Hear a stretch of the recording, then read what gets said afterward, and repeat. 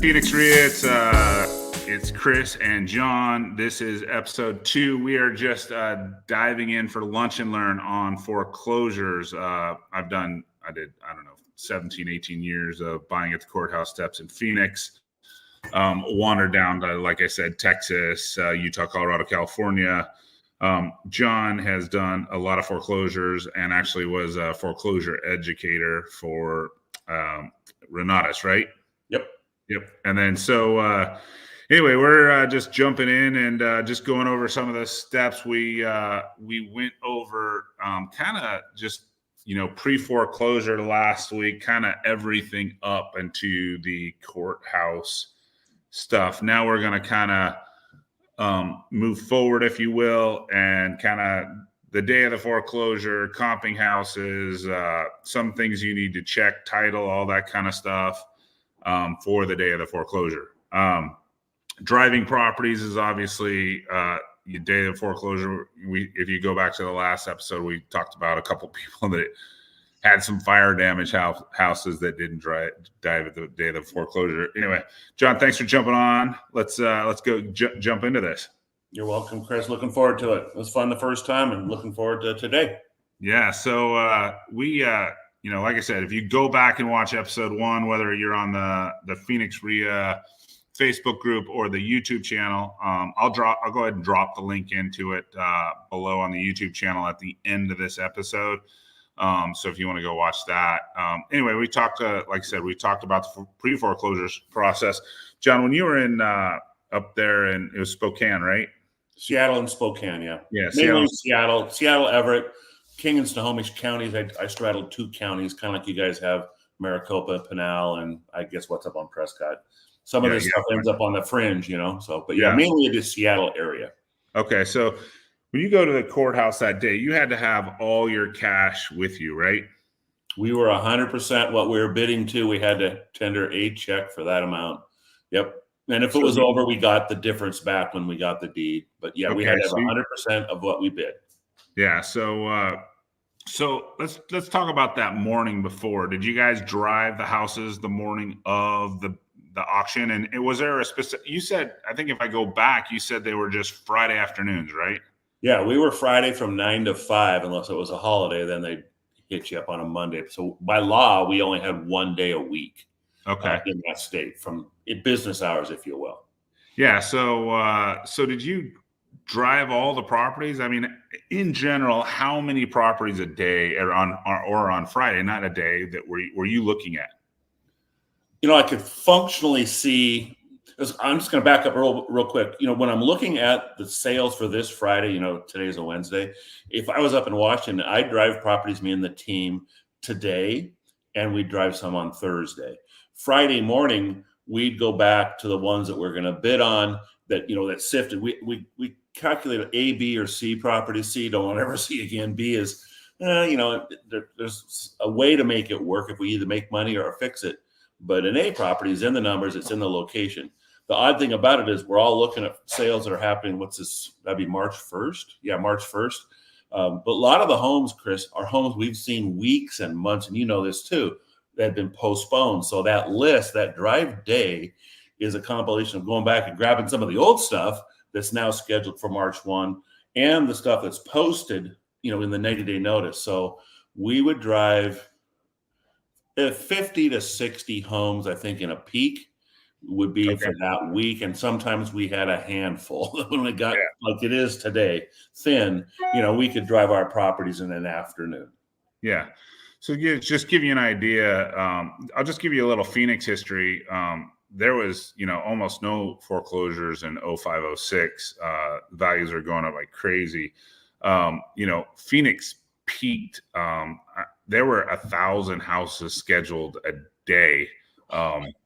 So you couldn't, you do your best to go call, get the opening bids. And, but yeah, that's where we transitioned from a company that was buying at foreclosure sales to an actual bid service, because we couldn't do it all. We really only drove the houses that our customers said, hey, we want to bid on these, so we'll go ahead and drive them. And then if the customer said we wanted to bid on these, we would also send those over to title the morning of the trustee sale, because obviously title company, a lot of postponements, a lot of cancellations, and what would cancel especially back in 07 where people are underwater, what would cancel a trustee sale is the bank accepting a short sale. Right now, cancellations can happen because everybody has equity and everybody has the ability to buy the house prior to. And that's why there is so much pre-foreclosure door knocking that we talked about in the last episode. So, our bid service, we would, put all the bids out the day before. Generally, if they didn't have a bid, by law, they're supposed to have a bid by 9 a.m. the previous business day. They wouldn't go to trustee sale. So if it didn't have a bid, we wouldn't drive it. We would only drive it if it had a bid. And then we had a customer request on it. Then we sent it to title. And then we would, go down and attend the auction.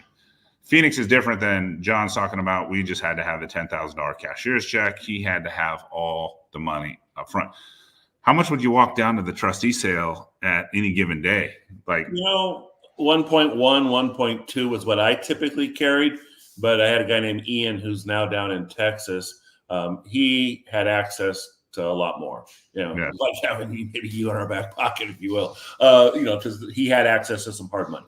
And the bank was across the corner around the street. So if we really ran low, he'd run us over there and get some money. And I had authority to actually go to the bank on his behalf at that time. So I had a little over $1 million. Yeah. And we were buying houses for $250 to $450.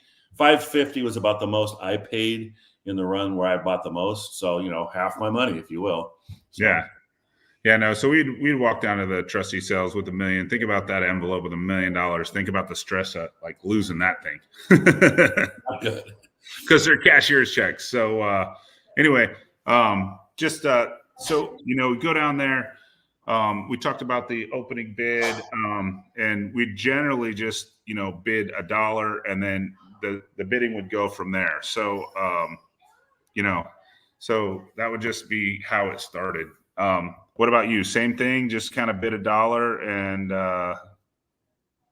we would wait for someone else to bid first typically and then just match them by the buck. Or if it was going too slow, Chris, you either chill the bid by going $1 or you could spike it by 1,000 to 5,000. If you knew you were going to go up to 400 and you're sitting there at 201, 202, we'd go 220, 250. And that would throw some people off if they're newbies, but it wouldn't throw you or me off because we know we got a number in our form or in our phone that we're going to no matter what. So, So a lot of times trustees would only accept a bid in $2,000 to $3,000 increments because if, in Arizona, if that person doesn't pay for it, they obviously lose their $10,000, but that just means that the bidder is only a little bit below. So they'd only have to go back 2,000 or 3,000 and they kept our 10,000, right? So the bank wasn't necessarily losing any money. In the case you just talked about, like if the bank would have taken $20,000, $25,000 increments, that wouldn't work. I mean, they could keep the 10,000, but then they'd have to go back 20,000, 25,000 to the previous bidder. And obviously that's not going to cover just the $10,000 loss by the bidder. Yeah. We didn't have that happen very often. So, because of the nature of how they were bidding, you either go for it and get it, or if they backed out and something like that happened, and they would go back to that extra bidder, but they'd probably recall the darn sale and have it the next Friday is what seemed to happen for us. Yeah. So that's part of but I mean, somebody in your sale is forfeiting the entire amount, whereas in Phoenix, they're only forfeiting $10,000, right? Yeah. You wouldn't be forfeiting a couple $100,000 check, no doubt. Yeah. Yeah. Absolutely. So that was one of the process. What else did you do the morning of the sale besides, get your cashier's checks together and check your title? It was last door knocking. Some of these homes we hadn't been inside. So Okay. we would send our list at 5 p.m. to the title company Thursday, and they would show up at 6 a.m. and go through and verify our title situation. We would then allot how much money we're going to bring on the A and B properties. And we would send the guys out, either a construction person or a real estate agent, to see if we could get a last look at that house or look at some new comps to really verify, that it really was, we had it dialed in. It's a fast moving target. One of my guys said, John, be nimble, be quick. That's what's so cool about what you guys are doing, man. It's the last minute you're calling me at 8:50, 9 o'clock saying, get out there, look at this comp, and then go back and look at the house. I think we can push this thing. So it really comes down to sometimes a very small increment of CMA, your back end resale value. And so I think really property condition, who's in the dang thing, and making sure that we're accurate, that we could be pushed. If in a competitive situation, Chris, if I was going against you and I knew you had a number, I want to make sure my number was sharp right with yours. And could I push it a little more, So that was probably the main thing. Yeah. So, and then doing those, when you're doing your CMAs, like getting all the information you can, like we talked about the pre-foreclosures last episode, like if you're doing a pre-foreclosure business, you're obviously, if you have the interior condition more than like a foreclosure guy like me that just is driving by the outside the morning of, like you're going to have an advantage. And then having the comps, like we always used to go look at expired comps that were on MLS because we could see like if anybody had done any repairs up until that point. Like, obviously in Phoenix, downtown areas, Arcadia, all that stuff, it's all kind of Phoenix, but somebody that's done a full remodel on a Arcadia house versus original condition in 1960, the values are vastly, vastly different, right? Absolutely. Same thing goes with us. Certain subdivisions, right? Are different. Across like on one side of 35th, that's a whole different. And I know you're real good at comping in a actual subdivision, and I've learned some of that from you. But I realized we did the same darn thing at some level because a subdivision that's 10 years older than ours. We had, they're not apples for apples. And a rehabbed house versus a standard house. Those old expired listings, having an agent around us that can get to the MLS is key. Now you got Zillow, Redfin, and all this. You can get some of it, but really having an agent relationship to get those pictures is pretty important. Yeah. All right. So let's just jump into some of the stuff that survives the trustee sale. You get the bid. Some of the other research you have to do is property taxes, right? Now, how are property taxes up in the Washington? Because they're relatively inexpensive here in Phoenix. Yeah, you guys have income tax here, state income tax. We didn't. So they had pretty high real estate taxes. So taxes were always first. We had to cure it. You had to always check to make sure when title was doing their thing, our taxes paid. And usually they are. So this is why it's, kind of you check. Because there's usually reserves by the bank picking up the taxes and then the insurance. So usually they're paid, but if they're not, it's a big item, and it has to be paid when you get your new deed. Go down there to the desk and record it, whether you're doing it or they're doing it. You have to have the taxes paid before they'll record your deed. So really critical. Another thing that I did, and I don't know that I see many people around here doing it. Maybe I'm not aware of it, but our water, sewer, garbage, and electric and gas became a problem, especially after all the foreclosures when we went through the run there in 2000 for us, 8, 9, 10, 11. It used to be just water, sewer, garbage attached to the property. Electric and gas went with the property owner. Well, a couple cities decided, what, we're getting hit so hard on this stuff. I'm sure it happened here, that electricity went. So didn't win. It stayed with the property. And so what we would do was, on vacant homes in particular, Chris, we would have somebody in the office calling the county when they opened up and saying, hey, where are we at on this thing? Because sometimes it was $2,000 to $3,000. The most I ever had to deal with a water bill was $6,500. Wow. So it is significant. So that's... And we built some pools. we could. It was actually some guy's house had a hose going for months leaking into Lake Washington from his little cabana house on a dock they found. But, whatever. But so I'd say that would be one of the biggest things is just checking taxes, making sure where they're at. Don't assume anything.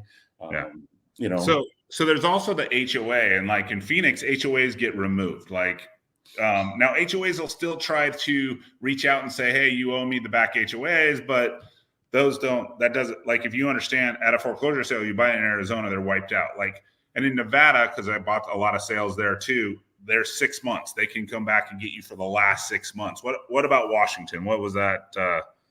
Exactly the same thing. 6 months. We just had to calculate. We owed 6 months worth of dues when the new person went in to, get your what's it called, resale certificate to resell the house. And get that financials and all the stuff on the condo. You owed 6 months. Some of these HOAs they had special assessments. So if you could tell there was new roofs, windows, new paving going on in a complex, there's a possibility that there was a special assessment.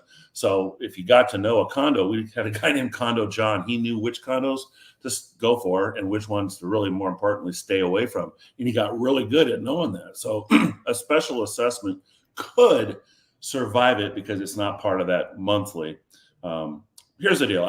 We just paid them off when they came in. We had a $2,600 special assessment. And I wanted to fight it. They only owed like, I don't know, $800 in homeowners dues for the 6 months. But there was $2,600 on there. And I tried to bully them. And I realized if I want to go to court, I'm going to take a year to fight that thing. So just write the damn check for $2,600, get it out of the way. But I've only had one that survived it other than the 6 months. And I just calculate that in our cost. And so you got your back taxes, you have your HOAs, the power and water they just follow the person. They just, put it on their bad credit or whatever. Cause when you go to power and water, they always ask for your social here in town in Phoenix. So there's some of the other things. And then obviously you have the IRS lien that everybody, the dreaded IRS lien, which actually, this is a national law. This isn't a state law because it's federal taxes. All that is it clouds your title for 120 days, right? And the IRS has the ability to come buy the house from John or I or whoever bid at the trustee sales. Now, they're not going to give you your repairs or any of that stuff, any hard money costs. They would just give you what you paid at the trustee sale for the property. So, so you don't really have to worry about, your daily due diligence, besides getting the opening bid, is what are the back taxes? What are the possible HOA liens? In Arizona, there are none. Vegas, it sounds like Washington, 6 months, state to state specific. In Washington, it sounds like you might have some utility liens. Did you ever just say, hey, let's just budget $2,000 for utilities? We did. We started with $1,000. We just padded our bid for $1,000, assuming we were going to have, especially once other electrical started adding in the city of Seattle in particular. That's why when you're doing this around the country, just find out what the lay of the land is and the laws where you're buying. You need to know how to get possession of a house. You need to know how to, get people out, get them evicted, but you also need to know what survives a trustee sale. Yeah. And in this case, that would be it. IRS, we had a gal that was at a John L. Scott real estate office that ran with one of the agents. And when we bought a property with the IRS, she went to, I think it's called the 11th District office out in San Francisco. And she'd just call them up and say, hey, we're the new owners on this thing. You guys remove your lien. She asked them to remove it.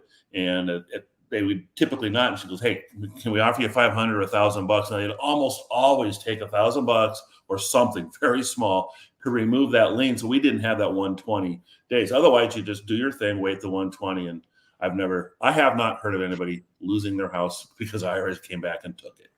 But if you want the time back, you can just approach them and say, hey, the property, the debt stays with the owner, but it just gets removed from that property. Yeah. So, obviously, if you in certain parts of time in history in Phoenix, properties moved very quickly. So obviously waiting 120 days, especially if you're on something like hard money, could get more expensive, and having that removed would be super valuable. So it's a tactic that you can take. Yeah. So, and I've heard of some people doing that as well, reaching out to the local IRS office saying, hey, can you remove this lien? I'm willing to pay for it to get done. What can we do to get done? So, so that's kind of pretty much the day of the sale, all the kind of other due diligence you need to do besides actually just comping it and figuring out you can come down to the foreclosure sales with us and bid, but your buy price is obviously going to, but what is your exit price going to be? So understanding comps and doing that. And maybe next time we should just jump into some comps. Maybe we'll pull out some foreclosures. I still want to go do a driving the properties one day, but you're on a cruise next week. So we're not going to be able to next week, but maybe the following. I think it would be fun to go mobile and just go out to a couple of houses, Chris. We'll find a couple. Take some videos, but I mean, I had some good stories. I mean, obviously I had a couple with the cutout carpet. So that means someone passed away. The house was full of dog poop or, cat. I had a couple houses full that were just, dead cats in them because the people left them there and they just started eating each other. So a little gross stuff, Yeah, I'm going to make a comment. I mean, maybe I did on the first one with you, but door knocking houses in pre-foreclosure, like 90 days before is so different than the last day of. If you're going out there to find out, what the real story is, all you want then is just to get in to see the house, rather than building rapport with these people. And so just a little notice, like if you want to door knock, a lot of strategies are door knock, obviously first day, door knock every week after that. But a lot of people just say, hey, I'm going to door knock because I know there's super motivation 7 days before. You really want to get something done like 2 to 3 days before. You're not going to get very many trustees to postpone because you put in a contract with title a day or two before. You're probably going to need 3 to 4 days. The only thing that passed like a couple days before is have them file an intent to BK because that will postpone the trustee sale. So yeah, that's not one I've done, but I've heard of people using that as their strategy, and you can do it, Yeah. Well, cool. Next, we'll do one on post foreclosure because there's an entire business post foreclosure, and we'll talk about that. It's called excess proceeds. So we're going to do the next one about that, and we might revisit driving property foreclosure properties when John is back from his cruise. Yeah, I got 1 week off next week, and so I'd like to talk about how you go back out after you get the darn thing too. And you're going to get your new house. How are you going to secure it? What are you going to do? Oh yeah, no, that is totally So we can talk about excess proceeds, and we can just talk about evictions and all that, and if it's an occupied versus vacant, cash for keys, all those, that good stuff. So yeah, you want to avoid the eviction. You just want to be, if you want to be good with these people and get them moving. And the last day or two of driving properties, people are moving on you. I mean, some people have no idea that they could stick around for a while in certain states. They could stick for quite a while, especially tenants. So. Anyway, thanks for John for jumping on. Thanks for you guys that are watching on a replay. If you have any comments, comment below. This is on my YouTube channel and my Facebook, or the Phoenix Trio Facebook. So I generally am watching the comments. Anyway, thanks again, John. All right. Yeah. Ships ahoy. We'll miss you next week, but be back a week after that. Cool. See ya. Thanks, Chris.